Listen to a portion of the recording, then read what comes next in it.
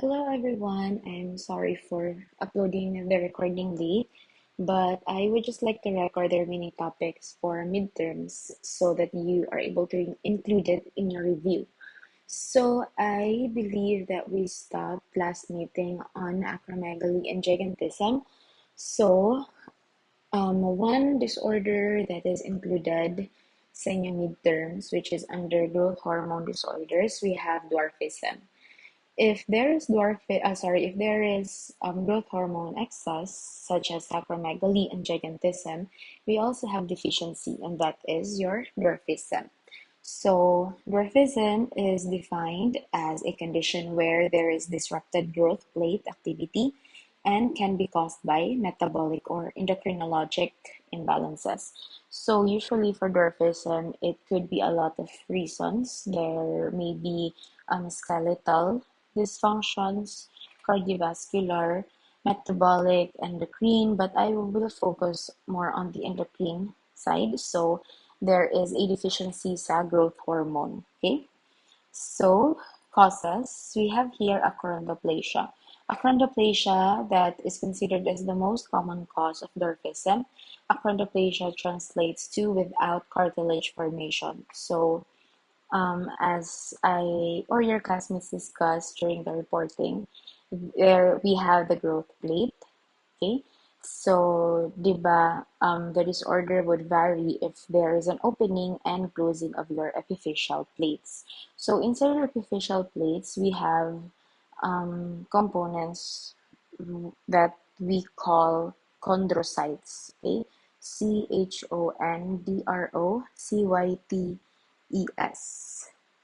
Okay, so chondrocytes, they are responsible for your bone lengthening. So once they receive growth hormones, once they receive growth hormones, so they will respond through lengthening or vertical lengthening of your bones. So in the case of achondroplasia, when you say achondroplasia, cartilage did not fully develop, so what happens, or the cartilage did not fully develop into a bone. So what happens, there is bone malfunction, or there's underdevelopment of your bone, causing the opposites sa acromegaly or gigantism, which is dwarfism. So since deficient man ang growth hormone, there's not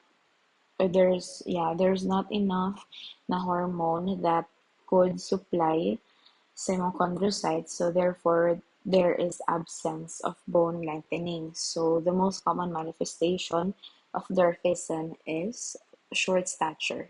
Okay, and then we also have here growth hormone deficiency and growth hormone insensitivity, such as Villaro syndrome. So here, in insensitivity, your body does not recognize, or there is very little lang to no sensitivity sa growth hormone. So, dili kay siya ma-detect. So, we have one syndrome. That is your Laron syndrome.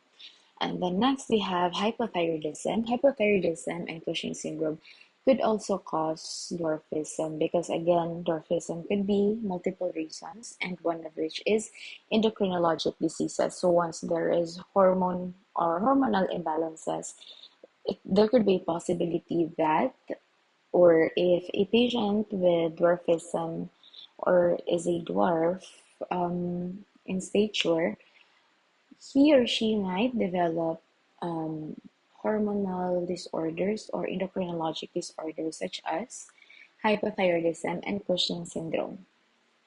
Okay, risk factors, we have family history, consanguinity that is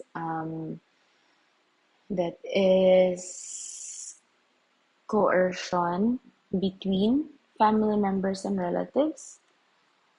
So that could be a reason. Okay, and poor maternal care or nutrition, when the pregnant woman does not supply or does not take enough vitamins for the baby, it would cause dwarfism.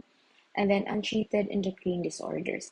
Okay, you have to note here we have very short limbs, very short legs, But if you see they have developed their breasts or their facial structures sometimes or mostly it is appropriate silang age, but their body is limb deficit. If you can see on here, so they have sex characteristics, secondary sex characteristics, but some patients with dwarfism, it does not manifest or they don't manifest that one. And here, you see their limbs, it's bowed shape. So we will see that one later. Okay.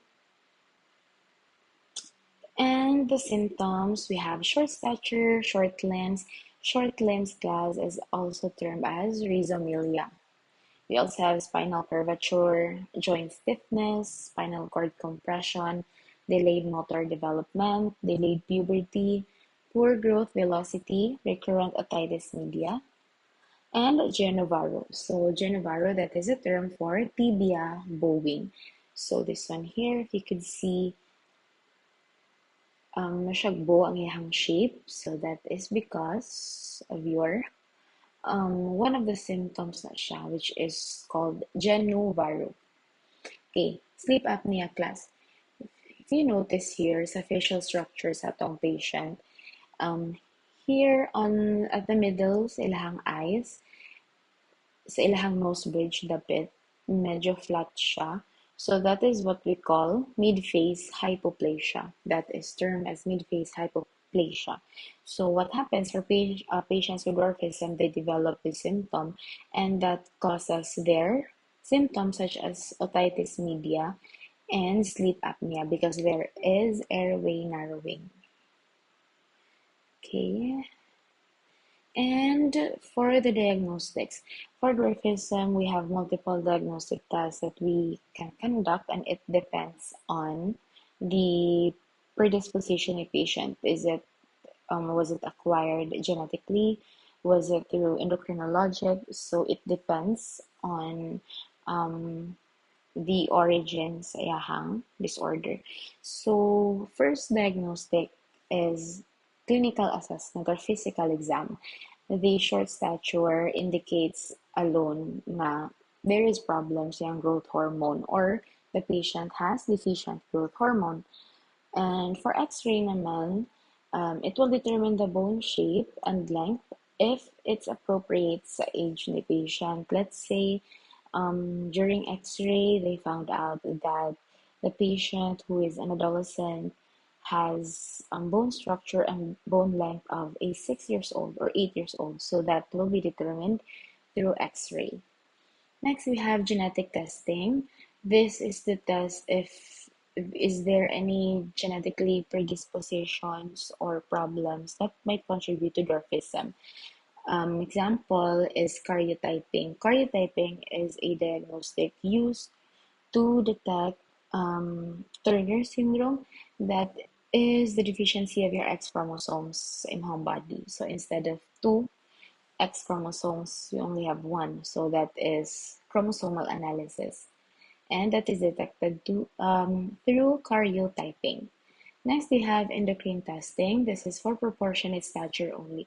Okay, guys, when you say proportionate, example here, the patient here, even on the left and the right, they have equal na limbs, short limbs, short po na ilang legs. That is proportionate. But on some instances, patients with dwarfism, usually gamay ka ilang kamot, pero ilahang tiil or vice versa is normal ang length. Or ang ilahang legs is very short, ang ilahang length ng kamot is normal. So that is disproportionate. So for endocrine testing, it is only applicable for proportional stature if short siya tanan, short iyang limbs, short iyang chest, iyang torso, short ang iyang legs. So under endocrine testing, we will evaluate the growth hormone if deficient ba siya, or also thyroid function test if the patient has hypothyroidism, and cortisol testing if the patient has Cushing syndrome. Okay, medications. For medications, we have first growth hormone therapy. If we detect that the patient has deficient growth hormone, we can resupply so that we are able to keep up sa normal levels sa yung growth hormone. But that is not advisable for achondroplasia because dili man si growth hormone ang deficient sa achondroplasia. Okay? Ang deficient man is the formation man or sa mga chondrocytes. There's deficiency sa mga chondrocytes leading to um, the like pag-stop or deficiency sa pag-lengthen sa mong bone. Okay, remember class here, we have the second one, vosoritide. It is under brand name Voxzogo. This is the first and only FDA-approved drug for achondroplasia. Okay, this is only limited as well to children with open epiphyseal plates only. If closed na siya, then there's nothing that you can do, and vosoritide is not recommended. So again, that is only for children with open epiphyseal plates or your growth plates. 3 support medications. We have vitamin D, calcium. So during pregnancy, vitamin D supplementation is very important. That is to fully or to help the unborn baby to fully develop iyang bones or mapaspas ang development sa bones. Thyroxine, antibiotics for otitis media, analgesics for joint or spinal pain, usually for dwarfism or patients with dwarfism, they would have knee pain due to their stature or sa ilahang kamabuon. So we always recommend analgesics for joint or spinal pain and lifestyle changes as well. Okay, so when we evaluate dwarfism, we always expect to improve growth outcomes, not in the essence na motubo dayon siya, but we want, if we can resupply yung growth hormone, then we might as well do it. We also want to improve the mobility and joint function, pain control, psychological well-being, because as mentioned, diba, patients with dwarfism, they have delayed motor development. So, we want to guide them, especially sila ang mental well-being, na dili siya mo-progress into something very serious. Next, we have safety monitoring. It will prevent ENT complication. So, as mentioned, otitis media, sleep apnea. So, we want to prevent further complications from different diseases or conditions na caused by dwarfism. And lastly, we want to reduce the adverse effect of growth hormone therapy. Example is glucose intolerance. So remember class, um, we have the mediator, tissue cell mediator, which is the insulin growth factor 1. So, diba, if taas yung growth hormone, or if you injected growth hormone, automatic po niya elevated si IGF-1. So, since we want to resupply growth hormone therapy for patients, so there's a possibility that it will also increase a glucose intolerance. So, to prevent that one, we want to reduce the adverse effect through monitoring the dose closely and calculate the dose that is appropriate for the patient's age and BMI. Okay, so we have here next reproductive disorders. So under reproductive disorders class, we would just like tackle polycystic ovarian syndrome, menopause, and erectile dysfunction. Okay, so first for PCOS. Remember class, for PCOS, it is mostly caused by insulin resistance. So if increase in insulin sa body, there is a possibility that there is also an increase in ovarian androgen. And your androgen is responsible for secondary male sex characteristics such as deepening of voice, hirsutism, leaning of muscles, and etc. So it will lead to irregular egg production, which is which is the primary reason or cause sa irregular periods. Risk factors, we have family history, British hereditary. Next is overweight or being obese. That is also a one of the causes, especially today, that many women are tested positive sila for PCOS. It's because of their lifestyle, sedentary lifestyle, food and diet, and basically a modernization na jud. So, very accessible na to food, accessible na to certain medications. So, that's why more women are obese and overweight. And lastly, insulin problems. Okay, symptoms, the usual irregular periods, extra hair on body, acne vulgaris, infertility, and weight gain.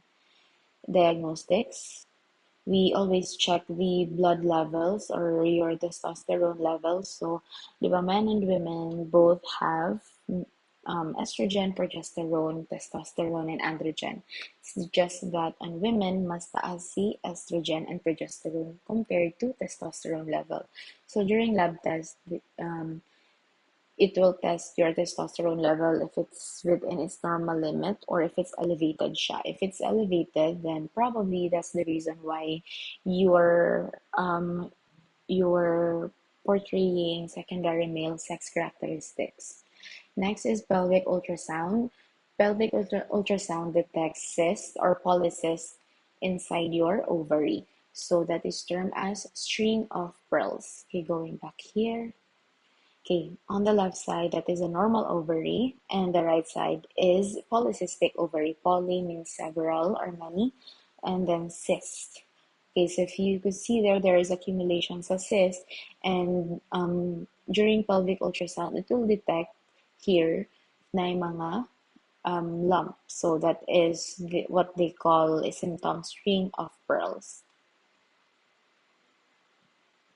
And fasting blood sugar or glucose to check if could it be insulin a reason behind that.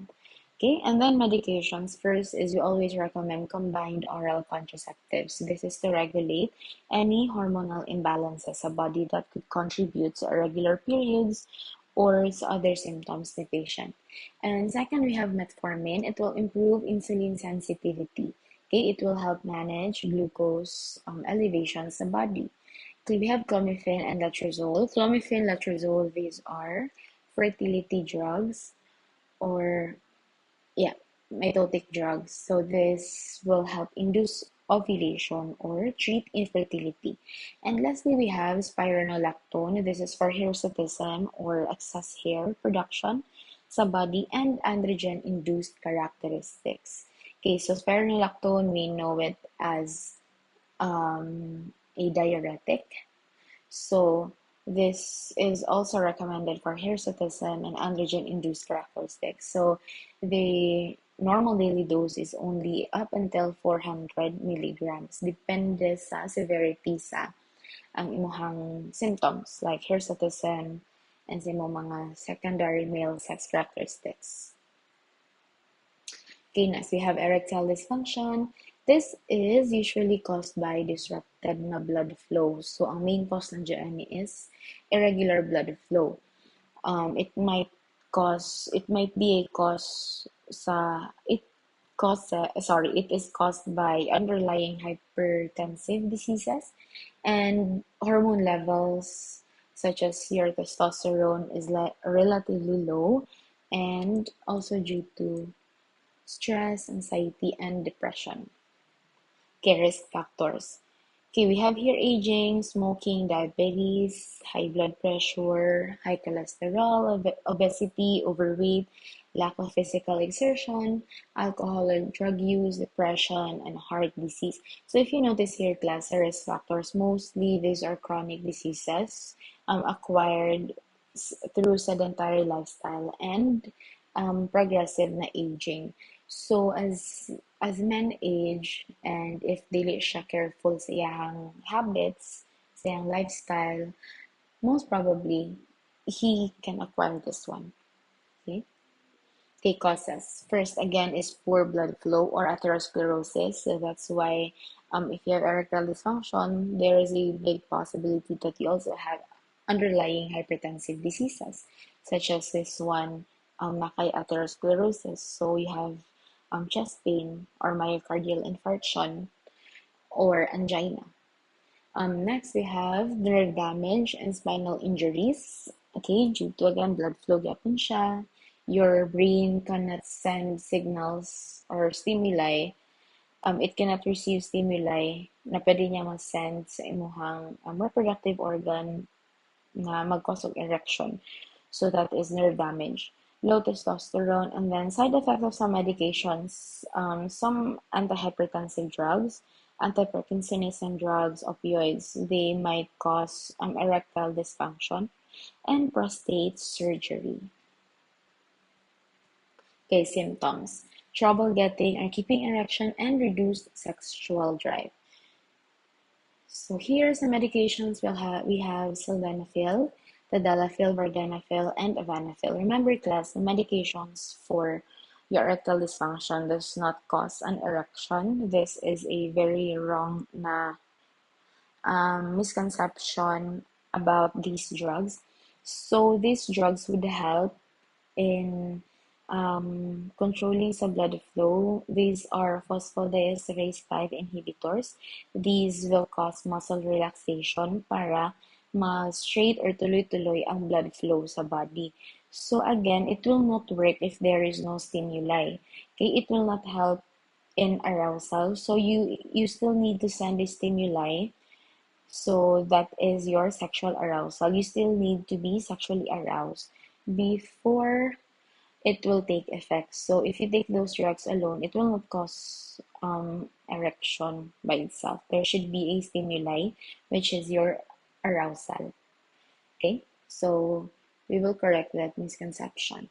Other treatment options, we have testosterone therapy if the patient has tested na low ang iyang testosterone levels, and surgery or through penile implants. If you see here class, this is a picture of a penile implant. So this is a three-piece siya na prosthetic, a mechanical prosthetic device. So we have here the pump bulb, and then I believe you just have to like pull it, and then it will create a mechanical na erection. So this one has a very high satisfactory rate of 90 to 95%, and this is mostly recommended for older age brackets, such as 50 years old and above, who are incapable na of doing erection. So again, penile implants. Okay, last, menopause. This is for reproductive. Okay, for menopause naman, this is not a disorder. This is a normal siya na cycle, especially sa women. And this is not, the medications that I will state here will not really stop menopause, but this is more on symptom control and awareness, since this is a phase in a woman's life. And this one is very hard as much as menarche. So menarche is the first, di ba, first na menstruation sa babae. If very hard na siya on the woman's part, menopause is also hard. It's like same feeling lang when they first got their menstruation. So the pathophysiology is that the ovaries stop releasing eggs due to age. Diba? From ages 45 to 55, that's the age range na usually menopause will occur in women. Also, we have estrogen and progesterone's levels drop, and then brain keeps on sending signals through your follicle stimulating hormone and your luteinizing hormone, but it does not respond, or your ovaries does not respond. Okay, risk factors, aging, that is common siya, genetics, smoking. This is important in early menopause. So chronic smokers, women who are chronic smokers, usually below sa normal na age range, sila magka-menopause. And if you have a very early the menopause, it could lead to some complications. And smoking could it could increase the chances of you getting chronic diseases, diba? We also have chemotherapy and radiation, surgery, and autoimmune disease. Okay, symptoms. The most common is your hot flashes. So this is intolerant ka sa heat. And we also have irregular periods since di ba drop na mo ang reproductive hormones, night sweats, sleep problems, fatigue. So later symptoms, we have less na sexual drive, so vaginal dryness, pain during sex, low sex drive, urinary problems, dry skin, and hair thinning. Okay, long-term effects, we have osteoporosis. You can see here, hinahinay siya nga pagka-destruct sa bones.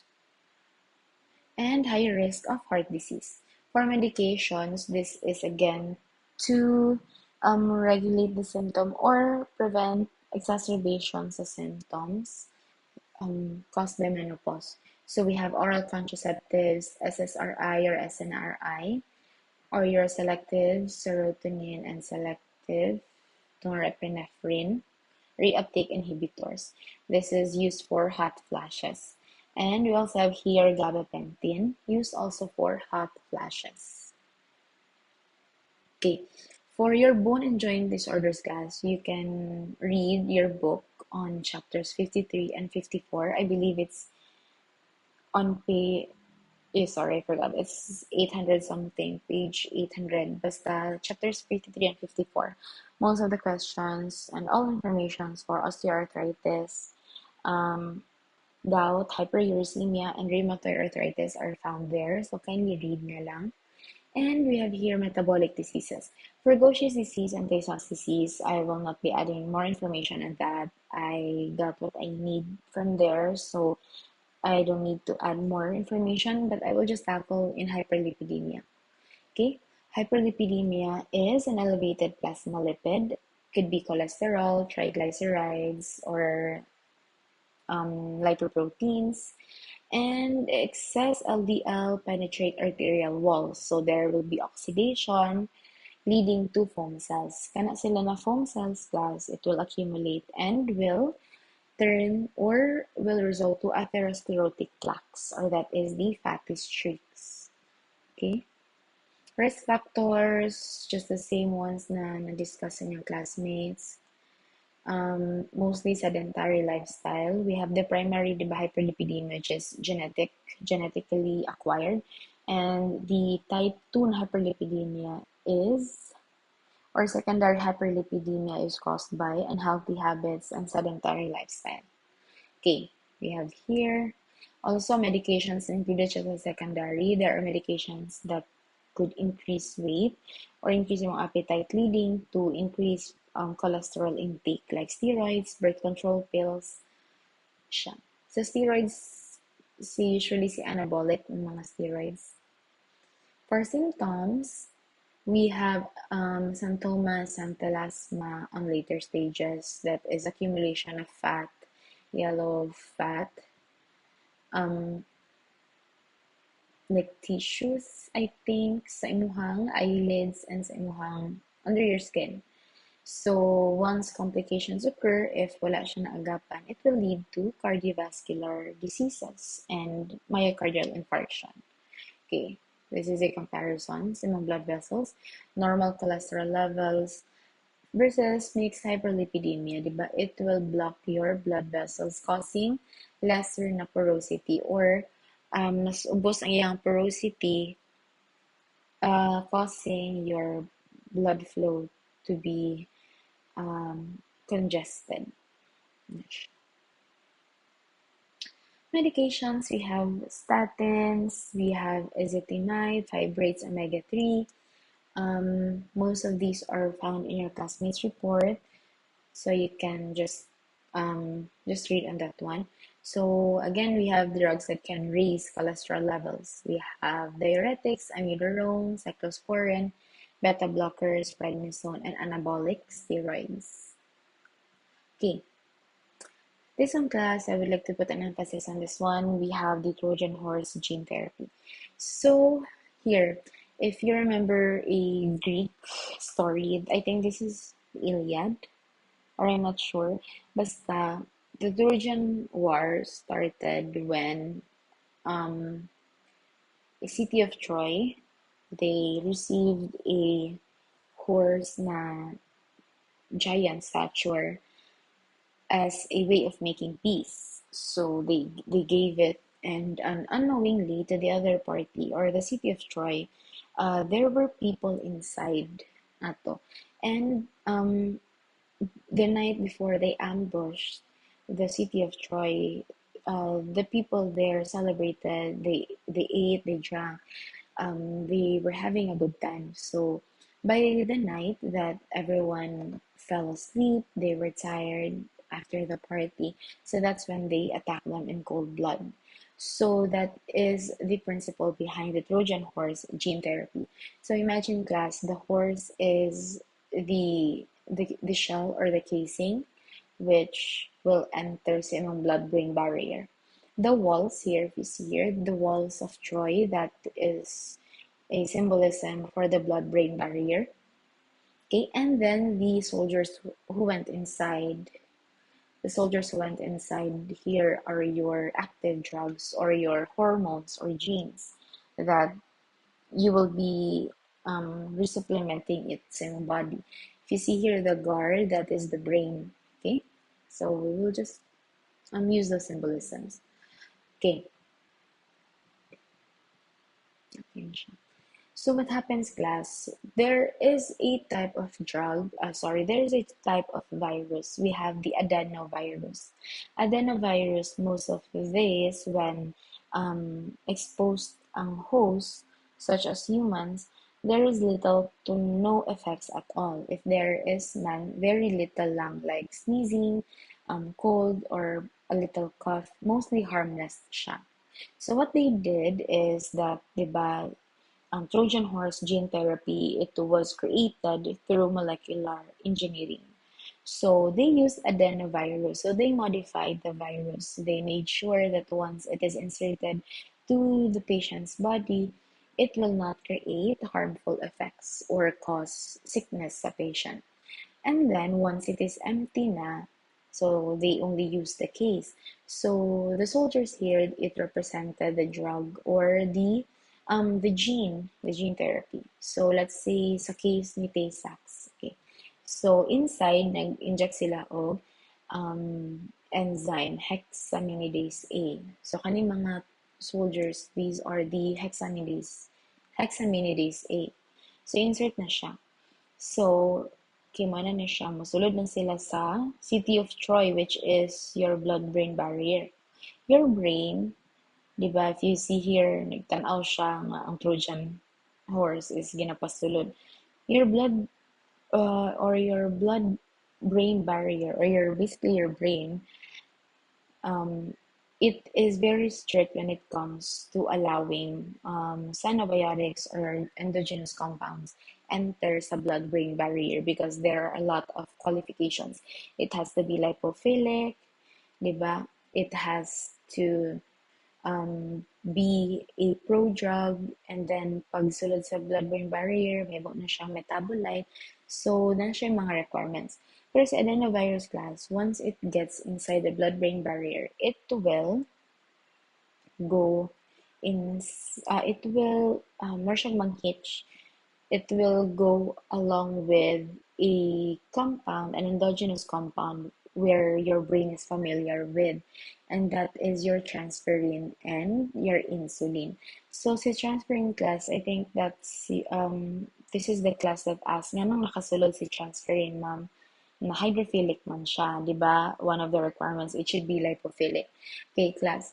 For transferrin and insulin, your brain needs those compounds to function properly. So, it does not need, so mura siya backer niya si brain. So, it does not need na i-allow pa siya ni brain na mo permit na mo enter because the brain is familiar with those compounds, the transferrin and your insulin. So, your brain created a separate na gate, or it's like an entrance na specific lang for your insulin and transferrin because again, your brain needs that one and familiar na siya. Okay, so dili na niya kailangan um, i-ask or interrogate if ipasulod ba niya because again, familiar na siya. It is not a foreign object sa brain. So, hindi niya na siyang i-allow sa blood-brain barrier. So that's the catch class.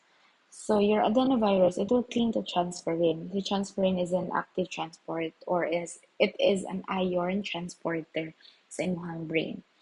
So, once nakasulod na siya ng hitch na si adenovirus sa either kay insulin or kay transferrin, it will then separate sa transferrin and it will go na dito siyahang target molecule or sa target site kung asa isupply si hexaminidase A.